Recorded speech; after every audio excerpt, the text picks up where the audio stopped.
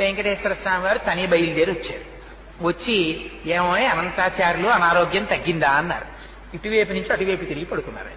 మాట్లాడలేదు. మాట్లాడకపోతే ఆయనే పాపం బల్ల లాక్కుని వెంకటేశ్వర స్వామి వారు కూర్చున్నారు. ఇవన్నీ యథార్థంగా జరిగిన సంఘటనలండి.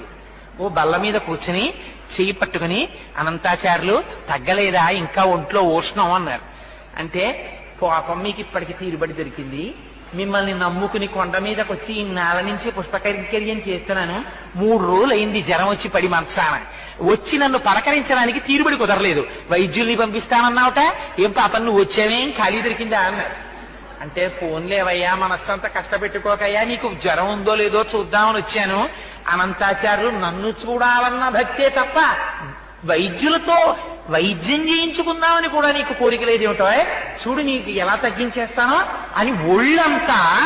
పాపం వెంకటేశ్వర స్వామి వారి వాత్సల్యం అంటే చూడండి, మనం ఒక్క అడుగేస్తే చాలు ఆయన 10 అడుగులు వేస్తాడు. ఒళ్ళంతా తడిమేర పడుకున్నటువంటి అనంతాచార్యులు వారిది. ఆయనకి జ్వరం అంతా తగ్గిపోయింది. లేచి నిలబడి కపాల కాళ్ళ మీద పడ్డారు.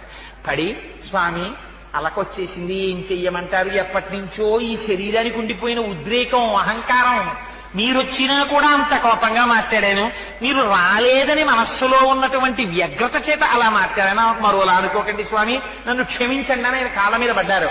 అనంతాచార్యులు నిన్ను క్షమించడం ఏమిటో అని పొంగిపోయి కౌగిలించుకుని పాపం గుళ్ళోకి వెళ్ళారు వెంకటేశ్వర స్వామి గారు.